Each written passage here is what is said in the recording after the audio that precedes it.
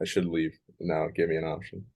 All right, here we go. First episode of the Teachers Talking Hoops podcast.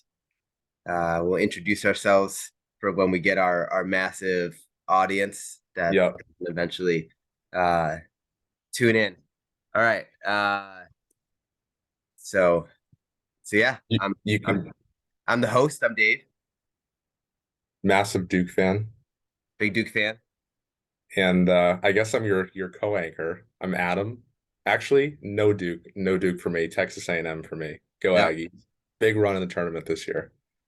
Adam's here solely for his experience because he can actually play basketball. Um, We're gonna have to get that 1v1 uh soon.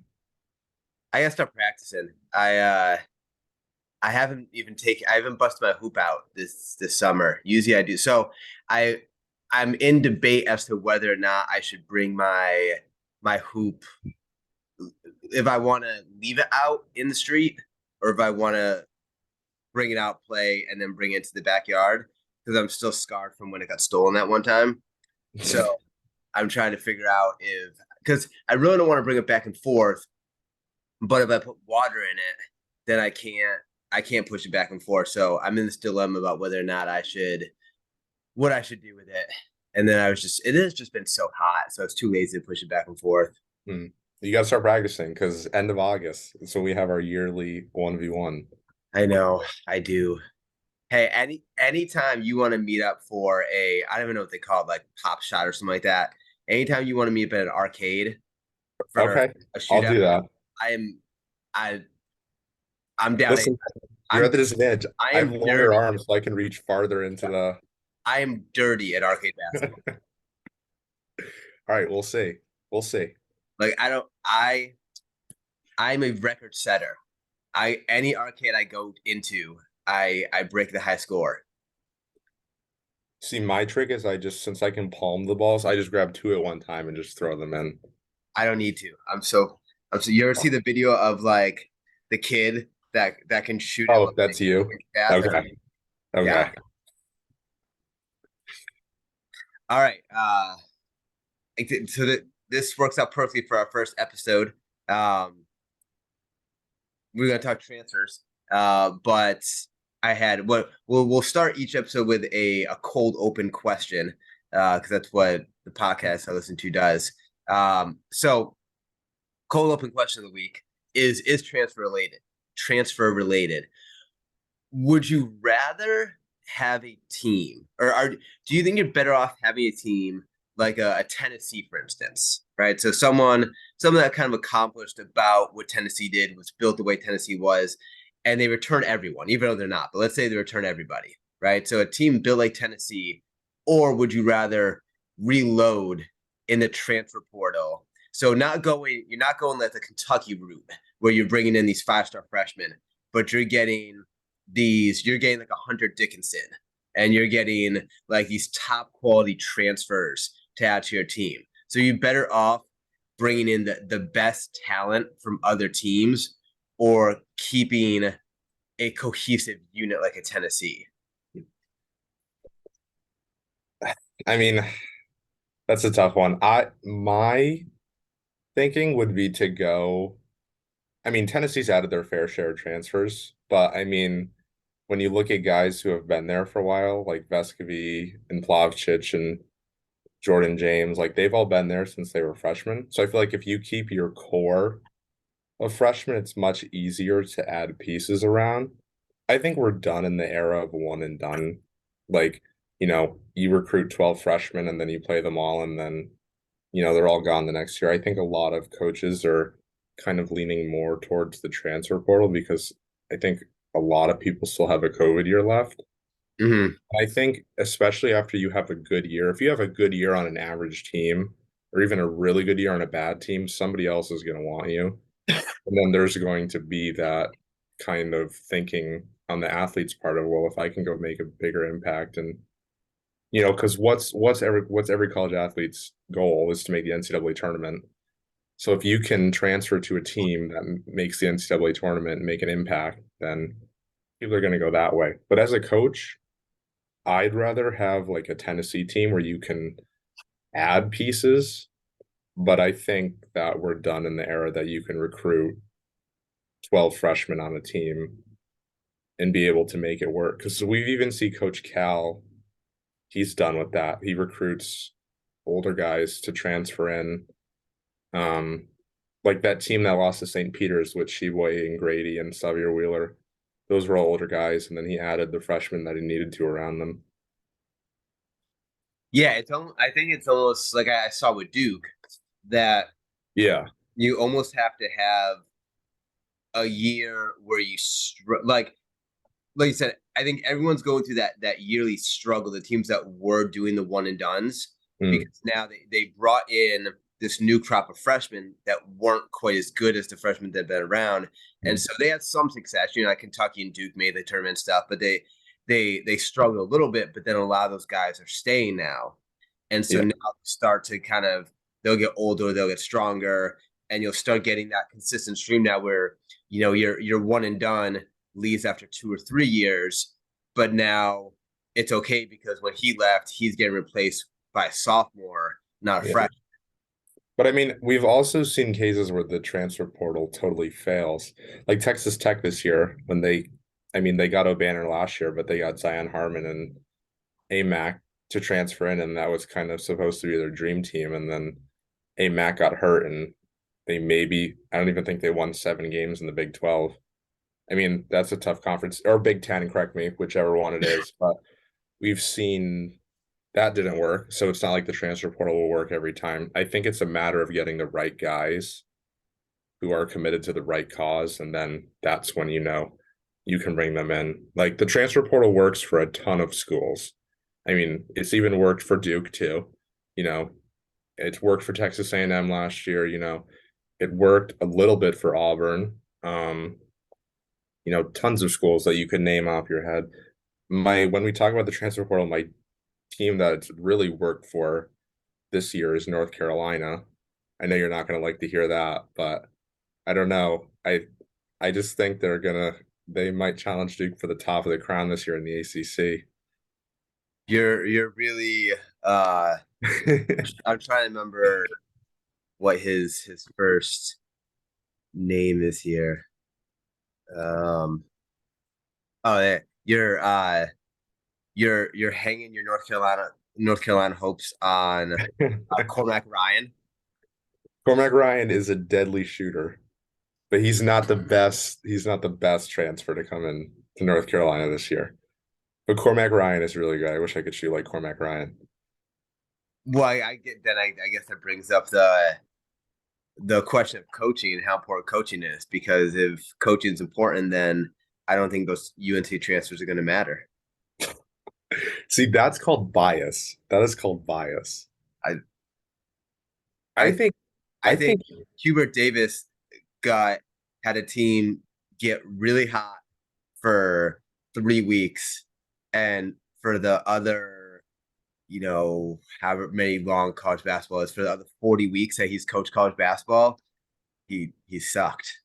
oh yeah, no doubt they had a hot streak. I didn't think they were the number one team in the nation last year, and they proved that.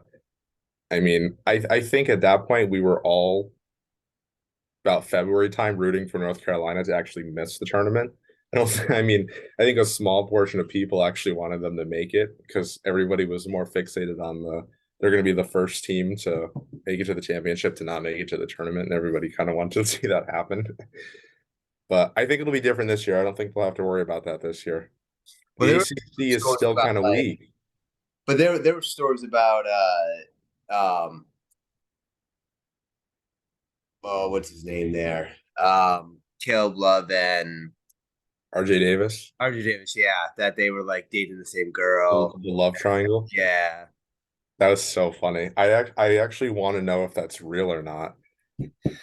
They, I mean, I, I that think wouldn't Caleb explain Love, all the problems, but yeah, but I think Caleb Love is just super hard to like. I think he could be a I don't know, star's not the right word. Like I think he could be a really effective scorer, mm, but he just has to be high vol. Like he needs to shoot 30 shots and just yeah. get out of his way and let him just run and gun which I don't know how, like he needs to go to almost like a lower like he needed to be on like a Wake Forest. That's like Mm, here, all right, we're not that good. Here's the keys to the castle. You go ahead and you try and score 35 mhm. points a game. Yeah. You know, because he's at is he at Arizona?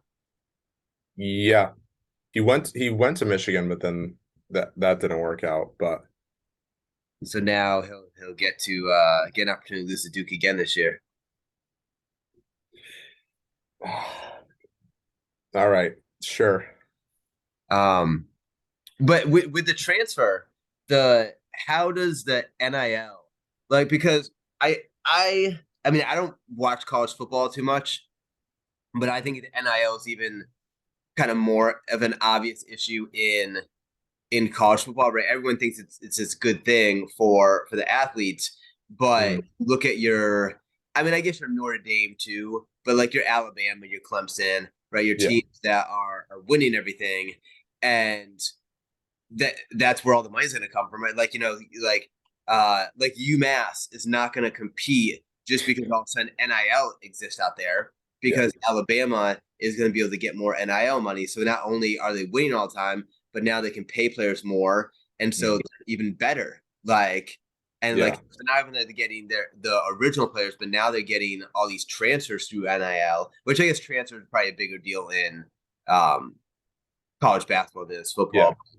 You know, but same thing in college basketball, right? Like you know, I don't know how much money's actually out there, but I mean, you had the Miami issue with Isaiah Wong and the guy Nigel Pack.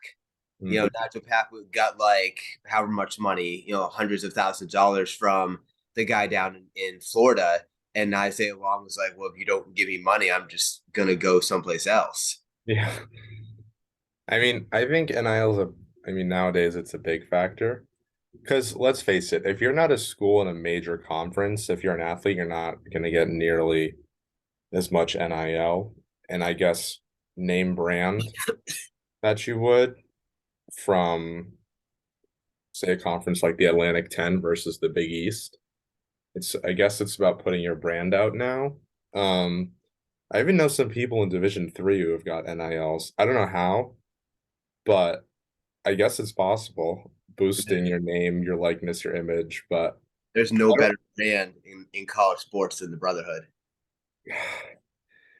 You see, you should make like a t-shirt company called the Brotherhood and just sell Duke t-shirts and customize it. That'd be perfect for you.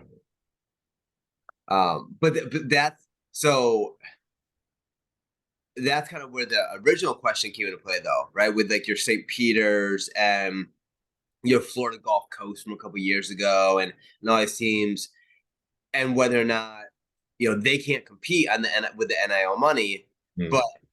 you've got these guys. So it's almost like those teams can be good for 1 year now, right? Because those guys all play together, they get cohesive. They're the best team in their like rinky-dink conference. They make the tournament, and they've got a bunch of great shooters, and they play really well together, and they make a deep run. But now what we're seeing, like you think about that St. Peter's team, it blew up because all those guys transferred someplace else, right? Hmm. Oh, this is great. We got national exposure. We're stars.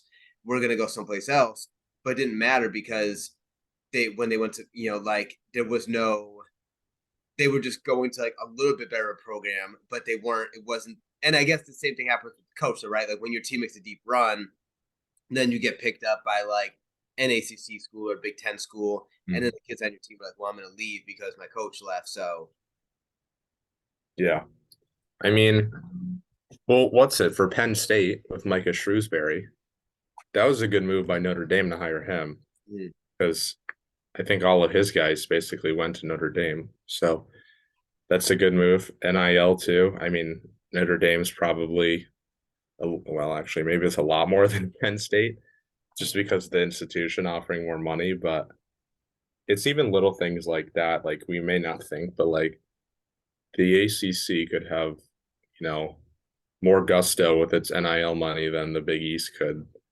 So it's even coaching changes too, like making their own money because coaches can get sponsors deals. I mean, I'm sure Coach Cal has something, I don't know if John Shire has something yet, but maybe getting there. But, Bill Self, you're gonna tell me that he doesn't have something?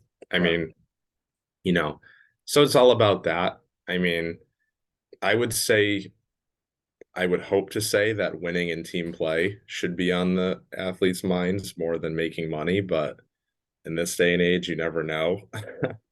So, Yeah, it's I think so. The other issue, the other concern I have with the transfer piece to it is, and just in general college basketball. I don't know because, like you said, college basketball is on this new landscape where Duke, they've got.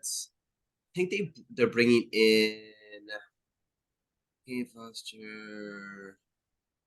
I say bringing in 3 or 4 freshmen. I think 4 freshmen. Um, but they lose a lot of guys. Usually like Duke's returning way more guys than they ever, than they have in the mm, past decade.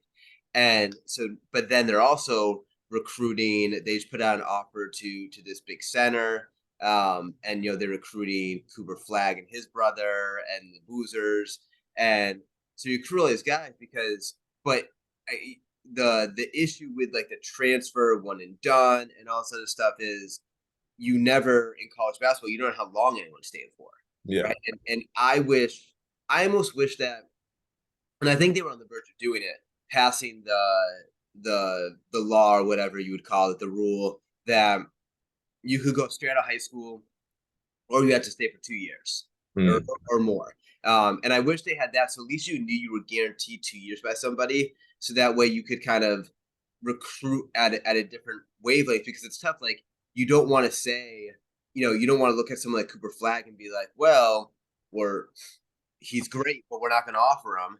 And then yeah. all of a sudden, one of your guys leaves, and you're like, well, I could have offered Cooper Flag, but at the same time, like the thing I always had an issue with Duke was I wanted more like loyalty to the players. Like these guys, they came and like Duvall, Trevon Duvall, he left because I forget who it was. Someone was coming in. I think it might have been DJ Stewart was coming in. Um, and he was like, well, I'm going to compete with playing time. I'm going to split playing time. I'm going to go. And he goes undrafted. Whereas here's a guy that I believe finished high school early and makes all these sacrifices and then comes to the team. And then he has to leave because another good guy's coming in. Whereas, like you were saying, why not, like the guys that Jared McCain and Cal Foster and some of these other guys who are going to Duke are going to be great players, but are they going to be better than sophomore year Tyrese Proctor? Right? They might be better than freshman year Tyrese Proctor, but going like having that sophomore leap is huge. Um, so I don't like. I think so many guys panic. Like the transfer portal has been huge these past couple of years. There's been Yeah. so many guys that are leaving, and it's changing sort of I think it's also making it so a team some of these teams can be more competitive, like a UMass, right? Even though they're not driving the NIL money, like a Mhm. UMass can be more competitive just because even in football, like I have a friend that works over at UMass, so we talk football sometimes. And I mean, even the football team is getting transfers. They're Yeah. getting got a guy from Tennessee and stuff. So Yeah. um like some of these smaller schools aren't getting the huge name guys, but they're still able to be like they're better, right? That like they're better teams. So there's a bit more parity than in the past. But it also at the same time just seems like you're walking. I don't know, like I go back to my Joey Baker thing. I'm always big on the Joey Baker, where to me it always looked like, and I mean Joey Baker to me is kind of comparable to Jaden Shute on Duke. Shute came in and was supposed to be this big time shooter and barely could get on the court. And now Mhm. he's a big time shooter this year, but Duke's got, Roach came back, Proctor's in, Jalen Blake's is playing well. You got Foster, you got McCain, you got all these guys, and it's like, where are your minutes going to be? And the issue that with Joey Baker was he'd get on the court and he'd shoot it and he'd miss, and Coach K would pull him out of the game. And Mhm. it's like, well, if you need to hit your first three to stay in the game, I mean, that's a lot of pressure, which I mean, sure, you're a college athlete, but that's a lot of pressure. And it seems like I I as a fan would rather have my team go 18 and 12 one year and maybe squeak into the tournament, or just miss the tournament if I knew that meant the next year they were going to go 25-7 and make it to the Final Four or Elite Eight because they were given a year to gel and put everything together. Yeah. I mean, sadly, the NBA drafts off of, I mean, I don't know if it's sadly, but I bet for a lot of guys it's frustrating that the NBA drafts off potential instead of actually in the present looking at talent. I mean, like, I don't know. I feel like Kyle Filipowski could have been drafted in the lottery, but because he was at the bottom of the lottery, he wanted to come back because I guess his potential wasn't what the NBA thought it could be. But I mean, the kid's league ready. I mean, yeah, he shot under 30% from three, but he's league ready. Yeah. And I mean, I'm not good for him for coming back, working on his game, but I think if the NBA looked on, you know, how he could fit in right away instead of looking at more statistics and potential. Because I mean, how many times have we seen kids that are really good in college that just don't translate to the NBA?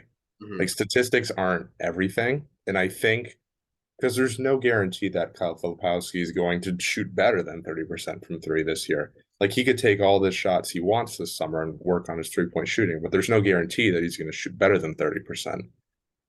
So it's almost that point of do kids go one and done because they don't want to bet on themselves for another year? Mm-hmm. Or are they just going because they think this is the best opportunity that they can have? You know what I'm saying? Like, Yeah. I mean, for the athlete, if you're in the top five, you're not gonna, you're not gonna draw back. And I mean, in the case of like when Zion wanted to come back because they didn't win, Coach K was like, "No, you got to go. Like you're a top five team." I mean, like, would Zion have been top five next year? Absolutely. He still would have been taken, where he was. But I think it's all about money and your kind of how your image elevates in the NBA, and it's guys look at your potential. But I feel like now they're looking at less than now in what you do now. Because I mean, they're like, what if you have a good tournament run and you can show a team that you can play for? There's tons of guys that have done great in the tournament and still don't end up getting drafted when they've had a really solid season and could help a team. Mm-hmm. So I think it's more on the NBA and the NCAA to kind of, like, here's what my guys can do now. Like, take a little bit more look at them now instead of just for the future. Because there's a lot of things that can happen in the future that aren't foreseen. Yeah. Injuries, players not the same, a whole plethora of things that can't be found. So, Yeah. It is always interesting to see where people get drafted and how sort of that prediction about um just how things will carry. I mean, you look even at because I think we were going to talk about this, but we just got we didn't get an opportunity to do one. But you look at Wembanyama's first summer, yeah. people were ready to toss him out because I mean, Yeah. he still had I think like 4 or 5 blocks or whatever, but like, Yeah. and then the second game he came out and he dropped like 30. Yeah. And then people are back on the Wembanyama train. Yeah, It's like everybody's gonna have a bad game. And yeah, I mean, like to us, 9 points, 8 rebounds, and 5 blocks in an NBA game is good because we've never played at that level, yeah. But to Wembanyama's, fans and the San Antonio fans, that's like, oh my God, he's a bust. And like you're labeling him a bust after his first summer league game. Mm-hmm. Like there's been so many guys who have had bad summer league games because it's a combination of nerves and it's your first NBA game, So it's an adjustment, but obviously Wembanyama's back. He's going to be fine with San Antonio. I think they're going to try and develop him in the next Tim Duncan, but he's going to have a really good career. I mean, that's like saying That's like saying Marvin Bagley's a bust when he's only 24 years Marvin Bagley is a bust, though. when There's he's a only difference. 24 years old. Marvin Bagley's been in the league for 5 years.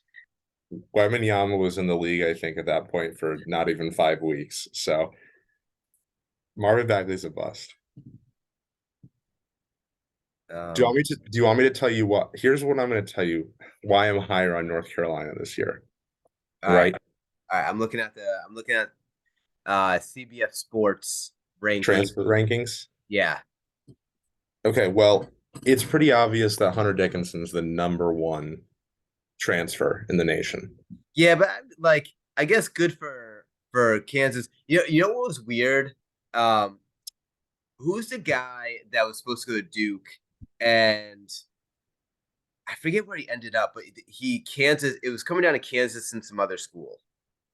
Like he opted out of his letter of intent with Duke. Um, I don't know. last name begins with an M. I don't Uh, know. But Hunter Dickinson's number one in the nation. I mean, he's a really, really good forward. I mean, he can shoot it. He can do it. Kansas, he said he went to Kansas because Bill Self said that he's been like a number one seed, I think 12 out of 16 years, and he's never been lower than a 4 seed. I mean, which of you think about it, that's pretty incredible. I, I think I think statistically Hunter Dickinson is the number one transfer. I don't know if I'm not more scared if I'm a college basketball team. I'm not more scared of Kansas because Hunter Dickinson's on the team. Now if he was on if he was on Kentucky or something like that, maybe Mm, I'm more scared of Kentucky. But Kansas is already so good that I mm, don't know if Hunter Dickinson makes it. It's just like the rich getting richer, right? Like I don't mm, know. It gives him an insurance policy. I don't think it makes him necessarily better because they're already just so good. mm. But at the same time, I mean I see why I think Michigan is a sinking ship. You know, Yeah. I don't think that Juwan Howard's a very good coach. No, he needed to get out of there, and good for him for doing it. So, oh, did you see we have 8 minutes and 33 seconds for remaining time? Okay, all right. So give me the North Carolina spiel. Oh, so second ranked, and then give me North Carolina spiel. Second ranked is Max Abrams, uh, Yep. the guy from Which Fort I don't Collins. know about. I don't know how Max A. Smith will do with the transition. I mean, 'Cause he got shut down when they played Duke in the tournament. yeah, that's a whole different, a way, way different look for him.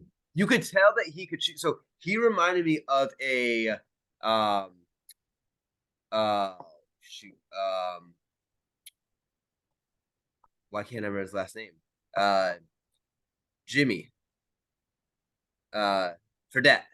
Oh yeah, yeah, yeah. Yeah, he reminded me of him where like when once he started getting hot in the Duke game when it was out of reach, he could pull up and shoot from anywhere. Yeah, But he's just gunning. Like he's yeah. like if he can't get past a legitimate if he played Tennessee the Mhm. way Tennessee how physical they were, Yeah, like no way. yeah, yeah. And I think three is Caleb Love,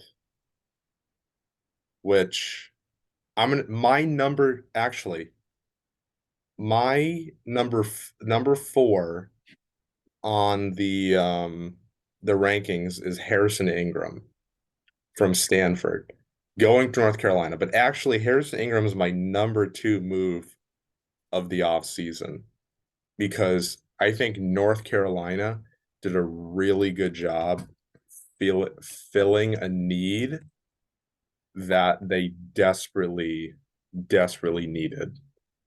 I mean, last year, Harrison Ingram averaged 10 and a half, 5.8, and 3.7 on 40% shooting. He plays about 30 to 35 minutes a game, and he's going to give them some stability at small forward. I mean, I'm sorry, but Leaky Black isn't, cutting it at small forward. Yeah, Harrison Ingram, he's an offensive liability. yeah, absolutely. And Harrison Ingram's a way way better 3-point shooter than Leaky Black was. I mean, Harrison Ingram shot about, 30% from three, but that's still better than Leaky Black's percentage. Probably, I hope so. And then they got Cormac Ryan, so some more shooting. And then they got Paxson Wojcik, the shooting guard from Brown, which I mean, this kid can shoot, defend, rebound. Like he's a tough kid. And I So the think 3-point shooting was definitely yes, their weak point three-point last shooting and defense. year. And I think Harrison Ingram plays defense, Paxson Wojcik plays defense. I'm gonna leave Cormac Ryan out of that. But I mean, if you put a starting lineup of RJ Davis, either Cormac Ryan or Paxson Wojcik, Harrison Ingram, and then I think you have to start Zayden High, the freshman coming in, and then Armando Bacot. That's a pretty solid starting lineup. And I mean, listen, everybody can be like, yeah, UNC might disappoint. Yes, they might, but I think we're feeling a lot better about them this year than they were last year. I mean, But what happens if they have to play like any like 9:30 games? Armando Bacot might be in bed at that point. oh brother, listen, they went 20-13 last year. All right, do we know their schedule this year? Because I'm not sure if it's come out yet. Oh yeah, I don't know who they have out of conference. I think they have. I want to say they have Tennessee, in the SEC Challenge. Yes, and then they have so far they have Tennessee and Oklahoma, and then they've got their ACC opponents. I mean, Oklahoma. It looks like they're in the battle. Is this year or? Are they in the battle for Atlantis? Yeah, it looks like it. With So Villanova, Michigan, Arkansas, Memphis, Oklahoma, Stanford, Northern Iowa. Villanova is another team that I think is going to be way better this year because they got guys coming back and some good transfers, which you don't really see Villanova do a lot. Oh, wow, Is they've got UConn. they have UConn? Yeah. See, that should be a good one too.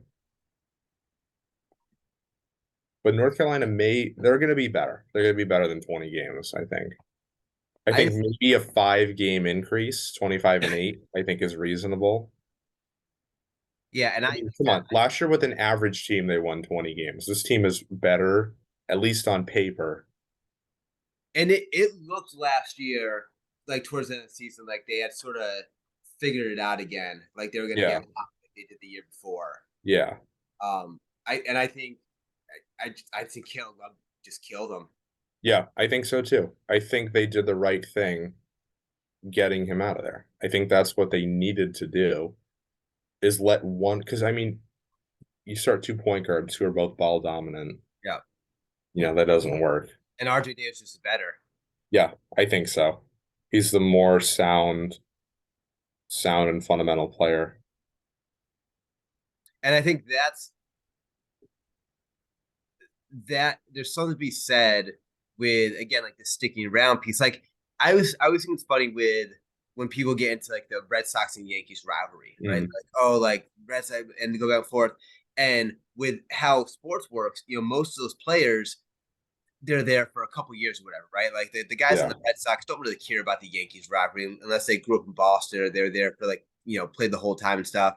And so same thing with like a transfer or like these one and done freshmen, right? So these guys go to Duke, where they really care about like they know it's a big game, but where they really care about like the USC rivalry, right? But Baycott and Davis, like to them, UNC like means something, right? And UNC is such a Mhm. storied program that to them, returning the program to dominate after last year, like that's important to them. And I think that's definitely a big piece of having a successful team. It may not mean something at first, but I think once you're there, your first game, it's going to mean something to you. I mean, I bet all the Red Sox players that when they first got there, that it might have been just the Yankees, but when you're in the moment, it's like Yeah. this is the rivalry, and I think that's what it is for the Duke guys and the UNC guys. Is when they first get there, they're like, okay, yeah, I'm part of the rivalry, and then it doesn't hit them until they're in the game, Mhm. and then they're, I mean, it's basically fight to the death in a Duke UNC rivalry, where someone's going to do everything they can to be a victor.